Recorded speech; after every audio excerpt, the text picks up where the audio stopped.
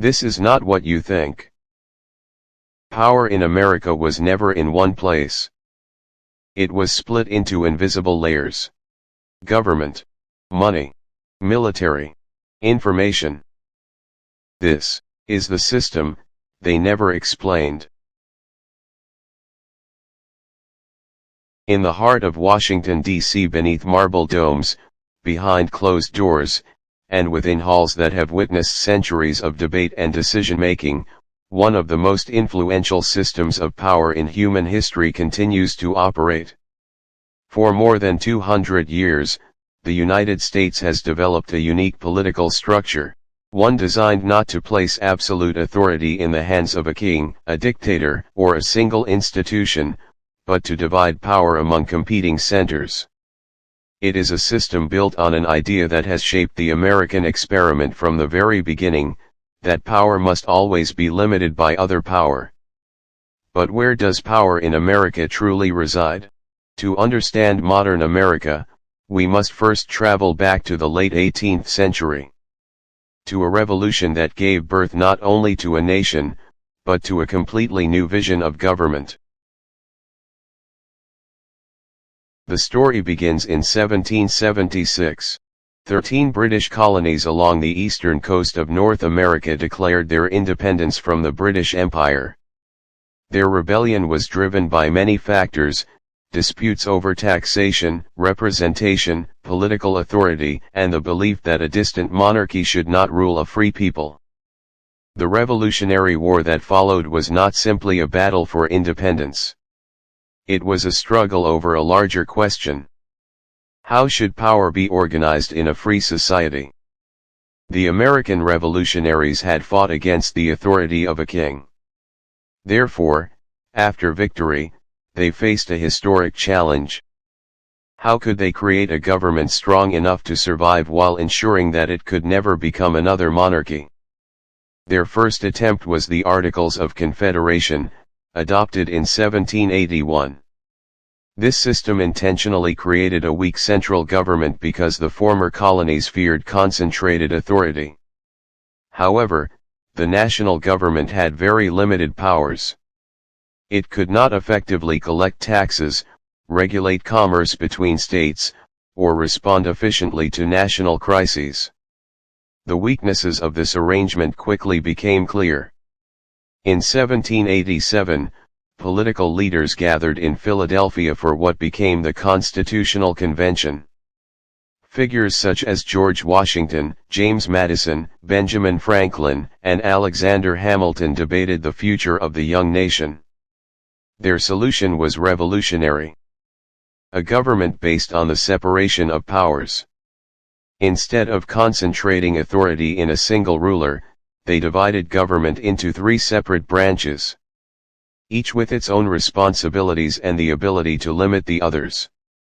This principle became known as checks and balances, and it remains the foundation of the American political system today. Among the institutions created by the Constitution, Congress was originally intended to be the dominant branch of government. The Founding Fathers were deeply suspicious of executive power. They had just escaped the rule of King George III and did not want the new president to become another monarch. Therefore, the legislative branch was given extraordinary authority.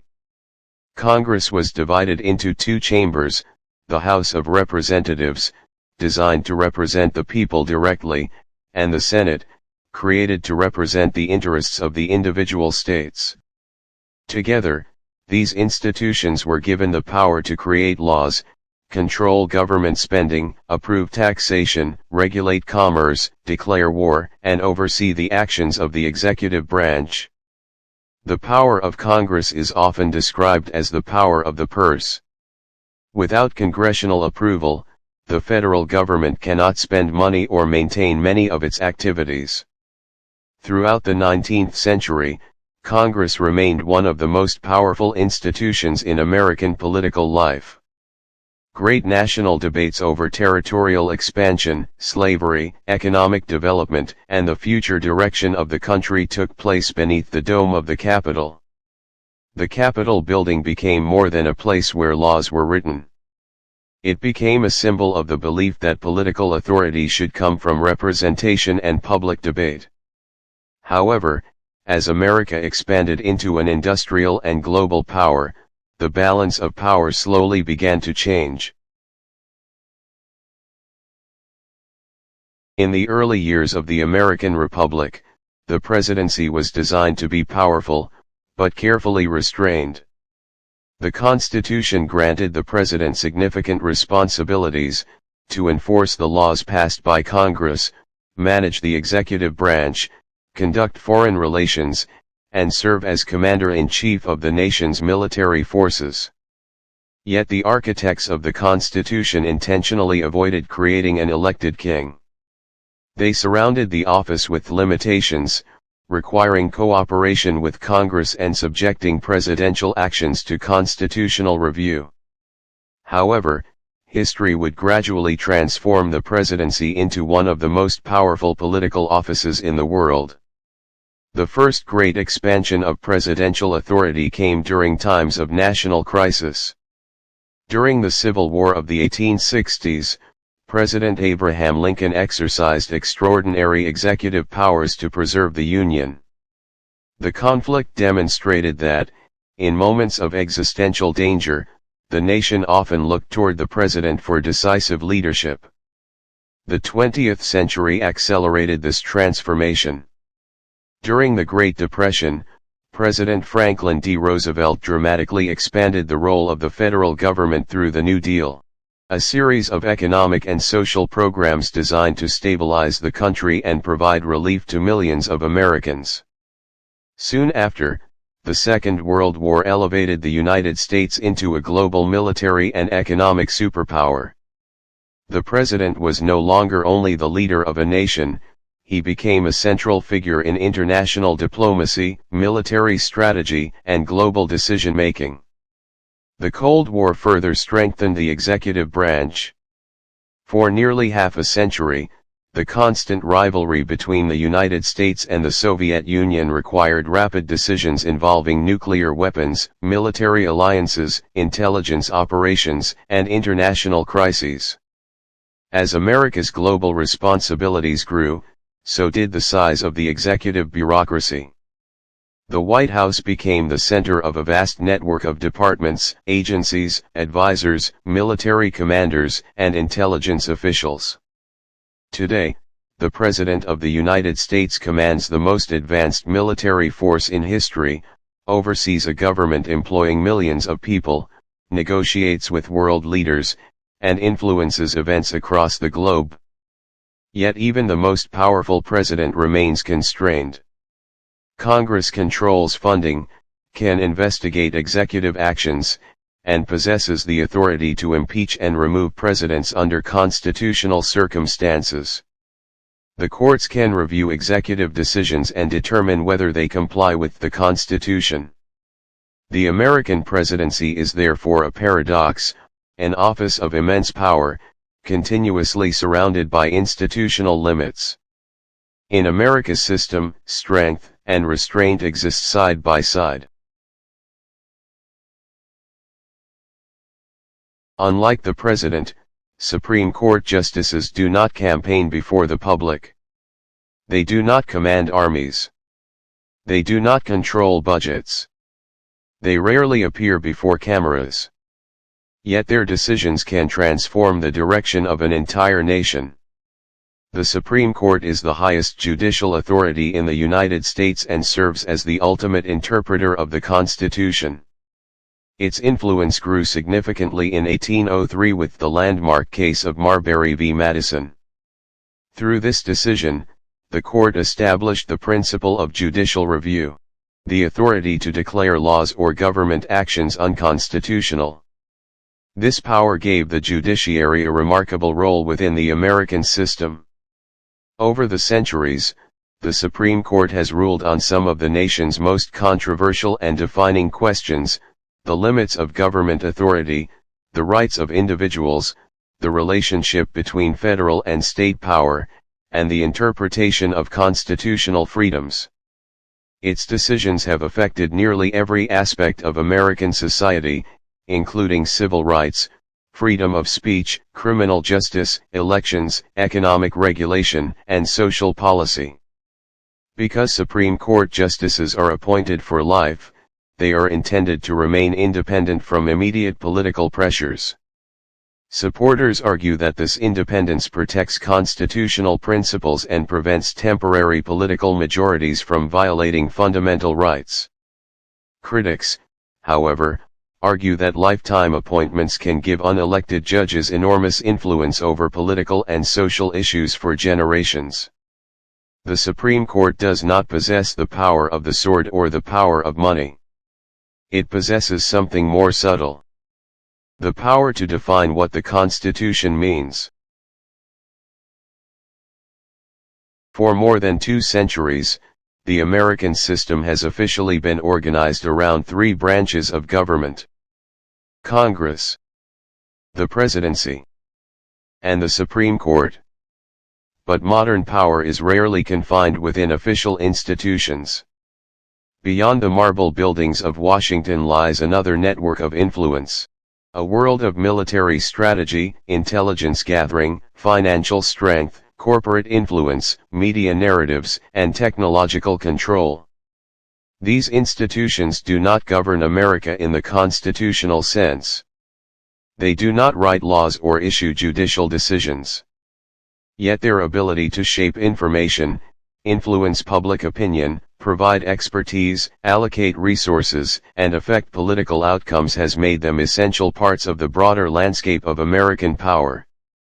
To understand the United States in the 21st century, one must look not only at who holds official authority, but also at who influences the environment in which decisions are made. But as the United States expanded across a continent and later extended its influence across the globe, a new and powerful center of decision-making gradually emerged: the executive branch, embodied by one iconic structure, the White House. The White House is far more than an architectural symbol. It represents the operational core of the American presidency. Within its walls, decisions are made that can shift the course of wars, reshape economies, and redefine international alliances. The President of the United States holds a unique dual role: head of state, and commander-in-chief of the armed forces. This combination concentrates immense responsibility in a single office. But that power did not emerge overnight. It was built gradually, shaped by moments of national crisis. The Civil War forced the federal government to assert unprecedented authority to preserve the Union. The World Wars transformed the United States into a global military and industrial superpower. The Great Depression expanded the federal government's role in regulating the economy and supporting citizens. And during the Cold War, the constant tension with the rival superpower demanded rapid, centralized decision-making at the highest level. Each crisis added another layer of authority to the presidency. By the mid-20th century, especially in the aftermath of World War II, the American president had become one of the most influential individuals on the planet, capable of influencing not just national policy, but global stability itself. Yet this authority is carefully constrained. The Constitution ensures that presidential power is balanced by other institutions. Even in moments of emergency, the presidency is never meant to operate without oversight. Not far from the Capitol, stands a building that appears almost silent in its presence. There are no speeches, no elections, no military displays. Yet within this silence lies a form of power that can outlast administrations, political movements, and even generations. The Supreme Court of the United States. Its authority does not come from force or popular vote, but from interpretation. Specifically, the interpretation of the Constitution, the foundational legal document of the nation. When the court issues a ruling, it does not simply settle a legal dispute. It can redefine the boundaries of freedom, equality, and government power. Landmark decisions have reshaped civil rights, expanded or restricted liberties, and altered the trajectory of American society. In this way, the Supreme Court operates as a quiet but decisive force, one that does not create laws, but ultimately determines what the law truly means. But American influence is not built on law alone. Across the Potomac River stands a vast five-sided structure, the Pentagon. That is the headquarters of the United States Department of Defense. It is one of the largest administrative buildings in the world, but its significance goes far beyond its size. Inside, complex systems of strategy, intelligence, logistics, and military planning operate on a global scale. Since the end of World War II, the United States has maintained a military presence across multiple continents. Bases, alliances, and rapid deployment forces allow it to project power far beyond its borders. The Pentagon serves as the central coordination hub for this global military network. Decisions made here can involve humanitarian missions, deterrence strategies, covert operations, or large-scale military engagements. It is where technological innovation meets geopolitical strategy, and where military capability becomes an instrument of international influence. In many ways, the Pentagon represents the physical infrastructure of American global power. In the modern world, some of the most powerful decisions are made with information that the public never sees. American intelligence agencies operate in this hidden layer of global affairs. Organizations such as the Central Intelligence Agency and other national security institutions are responsible for collecting and analyzing vast amounts of data related to global risks and threats. This includes geopolitical developments, cyber threats, terrorism, economic instability, and shifts in foreign governments. Their work is largely invisible, carried out through surveillance systems, satellite networks, human intelligence, and digital monitoring. But the influence of this information is enormous. It shapes military strategy, diplomatic negotiations, and even domestic security policies. In this sense, intelligence is not just support for power. It is power itself. The ability to see, interpret, and anticipate events before they unfold has become one of the most critical advantages in modern governance. Alongside government institutions, another powerful force operates within the American system: economic power. Wall Street, located in the heart of New York City, represents one of the most influential financial ecosystems in the world. Here, trillions of dollars move through markets, investments, and institutions that shape both national and global economies. Major corporations and financial institutions play a significant role not only in economic growth but also in political influence. Through lobbying, campaign contributions, and policy engagement, they attempt to shape the regulatory environment in which they operate. Supporters argue that the system integrates economic expertise into policy making, ensuring that decisions are informed by real-world market dynamics. Critics, however, see a different reality, one where concentrated wealth translates into political leverage, creating an imbalance in democratic representation. In the 21st century, power has taken on a new and more subtle form: power to shape perception. Traditional media outlets once controlled the flow of information. Today, that role is shared and often dominated by digital platforms and technology companies. Social media networks, search engines, and streaming platforms determine not only what information is available, but how it is prioritized and distributed. Algorithms decide what billions of people see, read, and engage with. News spreads in seconds, narratives form instantly, and public opinion can shift within hours. In this environment, influence is no longer only about controlling information, it is about controlling attention. And attention, in the digital age, has become one of the most valuable and contested resources in the world. Power in the United States is not concentrated in a single institution, a single leader, or a single ideology. It is distributed across a vast and interconnected system.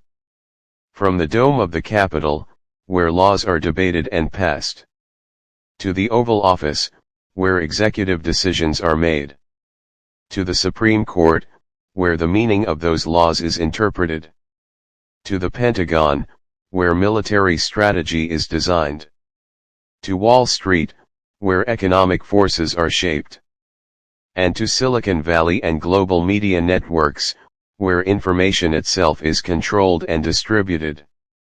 Over more than 2 centuries, this system has evolved into a complex balance of competing powers. Formal and informal, visible and hidden.